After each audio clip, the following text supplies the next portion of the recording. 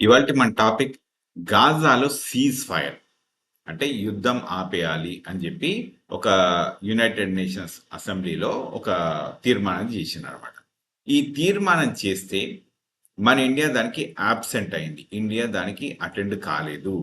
మరి ఎందుకు కాలేదు అని అంటే చాలా రీజన్స్. ఇప్పుడు బయటకు చెప్పడానికి కొన్ని రీజన్స్ ఉంటాయి, లోపలికి చెప్పడానికి కొన్ని రీజన్స్ ఉంటాయి. ఇక ఏ రీజన్స్ ఉన్నా కూడా ఒకటే ఒకటి, గాజాలో ఇప్పుడు ప్రస్తుతానికి ఎట్లా ఉందంటే అక్కడికి ఏ ఎయిడ్ కూడా పోదు. అంటే ఒక ఇక్కడ ఎవరైనా సహాయం చేద్దామా ఆ దేశానికి అంటే అట్లా కుదరదు. యునైటెడ్ నేషన్స్ పంపించినా ఇంకా ఏ దేశం వాళ్ళు వాళ్ళకు సపోర్ట్ చేద్దాం అంటే కూడా పంపించడానికి కుదరదు. ఎందుకంటే ఇజ్రాయెల్ వాళ్ళని ఆపేస్తుంది. ఇజ్రాయెల్ వాళ్ళని మొత్తమే ఆపేస్తుంది.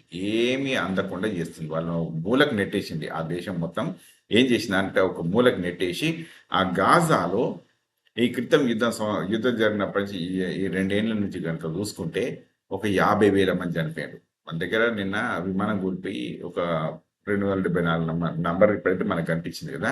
దానికోసమే దేశం అంతా ఎంతో బాధపడిపోయింది. అయ్యా! ఇట్లా అయిపోయింది ఏంది అని ఎంతో బాధపడిపోయింది దేశం.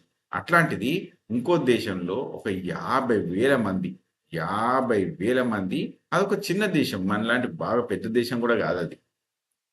గాజా అనేది ఒక చిన్న స్ట్రిప్. అక్కడున్నది కొన్ని జస్ట్ ఫ్యూ లాక్స్ ఆఫ్ పీపులే ఉంటారు. ఆ ఫ్యూ లాక్స్ ఆఫ్ పీపుల్‌లో గూడా ఇగో కొన్ని వేల మందిని ఇట్లా చంపేస్తా ఉన్నారు. అయితే ఈ మాటంతా ఎందుకు చెప్తా ఉన్నాను అంటే, చూడండి ప్రజల్లారా, మనము ఇది ఇక్కడ ఏం చేసిందేంటి అంటే, India abstains on Gaza ceasefire resolution in the United Nations General Assembly just 6 months after voting for a similar resolution. ఇంతకంటే ముందేమో జేసినాము. ఇప్పుడేమో బంద్ జేసినాం. ఎందుకు చేసుకుంటారు ప్రజల్లారా? Just let me take this pen. అయితే ఇక్కడ నేను ఏం చెప్పాలనుకుంటున్నా అంటే ఇటు చూడండి.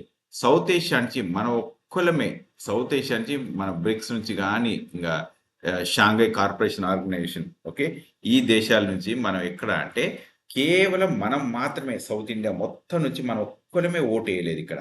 మిగతా అందరూ ఓటేసారు. మరి ఇది ఎందుకు చేసిండ్రు అని అంటే, ఇంతకంటే ముందు వేయలేదా అంటే ఇంతకంటే ముందు కూడా వేసినాం. ఏమైందంటే ఇంతకంటే ముందు ఒక 4 తీర్మానాలు అయినాయి.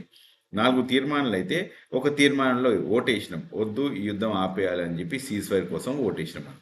ఇక మిగతా 3 సార్లు మనము ఏమంటున్నామంటే, ఇగో ఈ యుద్ధం చేసుడు అంటే ఇది ఆపేసుడు తీర్మానాలతోటి కాదు, ఆ 2 దేశాల మధ్యలోనే జరగాల్సిన సందర్భం ఇది.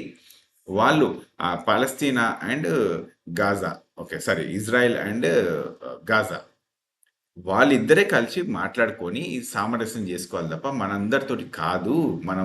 మనం దాంట్లో ఏలు పెట్టకూడదని చెప్తుంది. సంతోషం. అక్కడ దాకా వి ఆల్ డూ యాక్సెప్ట్ అన్న డౌట్ ఏం లేదు. వాళ్ళు కూర్చొని మాట్లాడుకోవాలి. కానీ మొన్న మనకి ఇండియా పాకిస్తాన్‌కి యుద్ధానికి అయినప్పుడు మరి ట్రంప్ వచ్చి ఆపేస్తే మనం అందరం ఆగినమనే ఉన్నది కదా! ట్రంప్ 10 సార్లు ఇప్పటిదాకా చెప్తూనే ఉన్నారు. మరి ఆయన ఆపిండా? మనం ఏ ఉద్దేశంతో ఆపినామా? మిగతా ఏ రీజన్స్‌తోటి ఆపినామా అనేది ఆ సంగతి పక్కన పెట్టేస్తే, ఈ ట్రంప్ అయితే ఇప్పటికి మోర్ దాన్ 10 టైమ్స్ అయితే చెప్పిండ్రు. నేను జేబటి యుద్ధం అయిపోయింది. నేను జేబటి యుద్ధం అయిపోయిందని. సరే, ఒక విషయం ఏం చెప్పాలనుకుంటున్నా అంటే, ఇక యుద్ధం అయితే ఆపేసినాం మనం. ఆయన చెప్పిండా? మనం చెప్పినామా? అనేది తర్వాత సంగతి. ఎందుకు ఆపేసినాం అంటే ప్రాణ నష్టం జరుగుతుంది. దీనివల్ల దేశానికి నష్టం జరుగుతుంది అన్న ఉద్దేశంతోటి. అట్లాంటిది గాజా, ఇజ్రాయెల్‌లో కూడా అదే ఉంది గదా! చిన్న చిన్న పిల్లల్ని కూడా చంపేసుకుంటా పోతా ఉంటే, మనము దానికి కూడా వ్యతిరేకంగా ఓటు వేయకపోవడం అనేది చాలా బాధాకరమైన పరిస్థితి. ఇది ఇది ఇది డిప్లొమాటికల్లీ ఇది కరెక్ట్ కాదు. చరిత్ర మనల్ని ఇబ్బంది పెట్టొచ్చు ఈ క్వెషన్స్ తోటి. మీరు ఆ రోజు అంతమంది చనిపోతే కూడా మీరు వ్యతిరేకంగా ఓటెయ్యలేదు. అంటే సీజ్ ఫైర్‌కి వ్యతిరేకంగా మీరు ఎట్లాంటి ఆలోచన చేసిండ్రని చెప్పి మనల్ని అడిగితే మనకు ఆన్సర్ ఉండదు. సీజ్ ఫైర్ కావాలి అనే దానికి ఈ యునైటెడ్ నేషన్స్‌లో మొత్తం 80% ఆఫ్ ది ప్రజలు ఓటేసారు. 80% ఆఫ్ ది కంట్రీస్ ఓటేసినాయి. మరి అట్లాంటి దాంట్లో మనము ఓటేస్తామా? ఇంక మనం వెనక్కి తిరిగిపోతామా? లేకుంటే అసలు ఏం చేస్తాం అనేది గనుక ఆలోచిస్తే this is very bad what India has done డిప్లొమాటికల్లీ. దీనికి ఎంత మనం ఏ మాటలు చెప్పుకున్నా కూడా ఇంతకంటే ముందు మేము డిప్లొమాటిక్‌గా దూరంగా ఉన్నాం. దీన్ని ఓటింగ్‌కి దూరంగా ఉన్నాం. ఈసారి కూడా దూరంగా ఉంటామని చెప్పి హరీష్ అని ఉంటారు. ఆహ్, ప మన మన ఎమ్మెల్యే, కాగజ్ నగర్ దగ్గర ఎమ్మెల్యే. మీకు చూపిస్తాను చూడండి ఇక్కడ. ఒక్క నిమిషం. I think he is right here. ఆహ్, వేర్ ఈస్ దిస్ గై ఒక్క నిమిషం చూడండి ప్రజలారా. Yes. You can look at over here. ఈయన హరీష్. ఇగో ఇక్కడ మన హరీష్ రావు కాదు ఈయన. ఈయన హరీష్. ఓకే. సో కాగజ్ నగర్ దగ్గర ఇంతకంటే ముందు ఇప్పుడు ఈయన ఎమ్మెల్యే ప్రస్తుతానికి అక్కడిని. అయితే ఈయన యొక్క పర్మనెంట్ మెంబర్ మన దేశం తరఫున యునైటెడ్ నేషన్స్ లో ఈయన పర్మనెంట్ మెంబర్. కానీ సిచ్యువేషన్ ఏంటంటే ఆయన ఏం చెప్తున్నారు అంటే ఇవే ఆ దేశాలు తేల్చుకోవాలి, మనకు సంబంధం లేదని చెప్పి చెప్తా ఉన్నారు. అట్లాంటప్పుడు మనం ఓటేసినాం కదా, మిగతా అన్ని దేశాలు కూడా ఓటేసినాం కదా, మరి మిగతా అందరు చేసినప్పుడు మనం చేయడానికి నష్టం ఏమొచ్చింది? అక్కడ ఎంతో మంది చిన్న చిన్న పిల్లలు చచ్చిపోతుండ్రు, అసలు అన్నం లేకుండా ఎంతో మంది ఇబ్బంది పడుతుండ్రు. ఇజ్రాయెల్ వాళ్ళని ఆపేస్తుంది. సరే హామాస్ తోటి యుద్ధం జరిగితే జరగవచ్చు, వాళ్ళకు హామాస్ వాళ్ళకి నచ్చకపోవచ్చు, కానీ సివిలియన్స్ అంతా సఫర్ అవుతున్నారు కదా. అంతమంది సివిలియన్స్ సఫర్ అవుతున్నప్పుడు మనం కూడా కావాల్సుకుంటే ఒక అడుగు ముందుకేసి, ఇగో ఇజ్రాయెల్ హామాస్ మీ ఇద్దరు మా దగ్గరకు రండి, మేము డిప్లొమాటిక్గా మనం మాట్లాడదాము, ఏదో ఒకటి చేద్దాము, దీన్ని ఆపేద్దాం యుద్ధం అని చెప్పి చెప్పొచ్చు కదా. మనం అంత మంచి వాళ్ళమే అయితే. లేదు, దీనికి ఇంకొక మాట ఏం చెప్తా ఉన్నాయంటే, ఇక్కడ ఇది న్యూస్ పేపర్లో చూడండి, ఏం చెప్పిన కాదు మాట కాదు ప్రజలారా, ఇక్కడ చూపిస్తాను. ఇక్కడ యా ఇగో చూడండి, ట్రంప్ ఏం చెప్పిండో ఇక్కడ చూడండి. ఒక leaked demarche, according to leaked demarche reported by US media, Trump administration has warned partner countries to not to join conference or make pledges for the recognition of Palestine. అంటే Palestine ని మనం recognise చేయవద్దు అని చెప్పి Trump బెదిరించాడు. ఎవరికి? వాళ్ళ partner countries. మనం ట్రంప్ బెదిరిస్తే బెదురుతాం, మరి ఇది బెదరం కదా మనం. మరి బెదరతలేము అన్నప్పుడు మరి ఓటు వేయడానికి ఎక్కడ కష్టం వచ్చింది? ఇక వాళ్ళే చెప్పాలి. 194 కంట్రీస్ వద్దు యుద్ధం ఆగిపోవాలి అంటే 4/5 అంటే 80% ఆఫ్ ది కంట్రీస్ యుద్ధం వద్దు అని చెప్పినప్పుడు మనం ఎందుకు మరి సపోర్ట్ చేస్తలేం దానికి?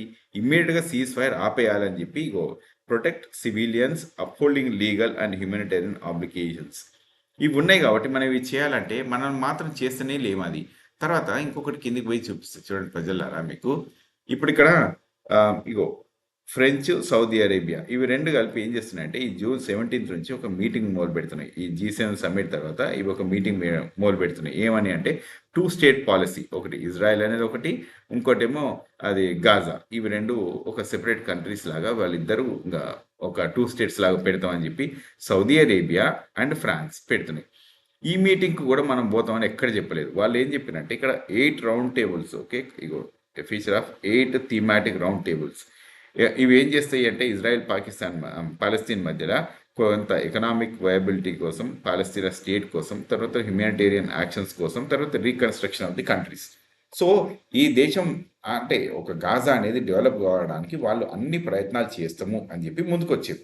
కానీ మనం మాత్రం అసలు ఓటుకు ఇంకో దూరంగా పోయినాం. ఇది ఇది నాకైతే ఇది కరెక్ట్ అనిపించలేదు. ఇగో ఇది చూడండి ప్రజలనా, ఇది మొన్న అంటే నిన్ననే 12th ఆఫ్ జూన్ రోజు ఈ ఓటింగ్ జరిగితే సీజ్ ఫైర్ వద్దు అంటే యుద్ధమే జరగాలని చెప్పి 12 దేశాలు వేసినాయి.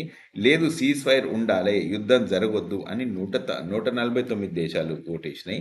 ఇంకా యాబ్సెంట్ అయిన వాళ్ళు మాత్రం 19 మంది.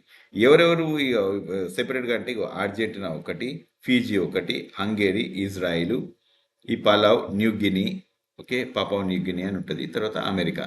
ఈ దేశాలు మాత్రం యుద్ధం జరగాలని చెప్పారు. ఇదే యుద్ధం జరగాలని చెప్పి అమెరికా ఇవాళ మనం మాత్రం ఇండియా పాకిస్తాన్ కొట్లాడుకుంటే ఆపేరు పోయి యుద్ధం అని అంటారు. ఇండియా పాకిస్తాన్ కొట్లాడుకుంటే మరి యుద్ధం ఆపేమన్న వాళ్ళు మరి మీరెందుకండి యుద్ధం జరగాలని చెప్పి ఓటేస్తూ ఉన్నారు? అంటే మీ దగ్గరికి వచ్చే వరకు ఒక మాట, ఇంకోళ్ళ దగ్గరికి వచ్చే వరకు ఇంకో మాటనా? అంటే ఏం సాధిద్దామని అనుకుంటుంది అమెరికా అనేది మరి వాళ్ళు తెలుసుకోవాలి. వాళ్ళు తెలుసుకునే దాంట్లో మనం ఎందుకు ఎంటర్ కావాలి అనేది నాకు ఇంకొక క్వశ్చన్. మనం ఎందుకు అమెరికాకి వత్తాసు పాడాలి, యుద్ధం జరగాలి అనే దాంట్లో మనం ఎందుకు వత్తాసు పలకాలి? మౌనం అంగీకారం అన్న టైప్లోనే తయారైపోయింది. ఇది అర్ధంగీకారం కాదు. ఇక్కడ ఎందుకు అర్ధంగీకారం కాదు అంటున్నాను అంటే ఈ అర్ధంగీకారం వల్ల దేశం నష్టపోడు కాదు, ప్రపంచమే నష్టపోతుంది. అక్కడున్న ప్రజలైతే మొత్తం దెబ్బతింటున్నారు, ఇంక అన్ని కష్టాలు పడతా ఉన్నారు. అట్లాంటప్పుడు మన మౌనం అనేది అక్కడ అంగీకారమే తెలుపుతూ ఉంటుంది. సో ఈ ఈ టాపిక్ని ఒకటి చెప్దామని మళ్ళీ మనం ఇక్కడ ఇంకొకసారి చూడండి. ఇగో ఇది ఇది ఎప్పుడు అంటే ఇది లాస్ట్ ఇయర్ చేసింది, అంటే ఒక 2 years బ్యాక్ ఇది వేసినప్పుడు మనం ఓటు వేసినాం. అప్పుడు చూడండి, ఇది ఇక్కడ వేసినప్పుడు ఇండియా ఇక్కడ ఇక్కడ దిస్ ఇస్ ఇండియా, ఓకే. ఈరోజు ఇండియాలో మనం ఓటు వేసినాం, వద్దు మనం యుద్ధం చేయవద్దు అని చెప్పి ఆ రోజు మాత్రం ఓటు వేసినాం. ఆ తర్వాత మాత్రం మళ్ళీ ఇవన్నీ నిన్న దగ్గరకు వచ్చేసరికి మాత్రం మనం ఆబ్సెంట్ అయినాం. ఇది మనం ఎట్లా అంటే ఫారిన్ పాలసీలో ఇట్లాంటి చాలా పెద్ద పెద్ద మిస్టేక్స్ అయితే ఒక్కొక్కసారి వీటిని చాలా కాస్ట్లీగా చూస్తూ ఉంటుంది ప్రపంచం. సో ప్రజలారా ఇక ఈ వీడియోని ఇక్కడ ఆపేస్తా ఉన్నాను. పాలస్తీనాలో ఇజ్రాయెల్‌లో ఈ యుద్ధం ఆగాలని చెప్పి నేను మాత్రం కోరుకుంటా ఉన్నా. ప్రజలు శాంతియుతంగా ఉండాలని చెప్పి నేను కోరుకుంటా ఉన్నా. దేశం కూడా మన దేశం కూడా ఆ స్టాండ్ తీసుకుంటే బాగుండు అని చెప్పి ఒక ఆలోచనతోటి నేను చెప్తా ఉన్నా. ఓకే. సో ఈ వీడియో ఇక్కడ ఆపేస్తాను. Thank you very much for watching.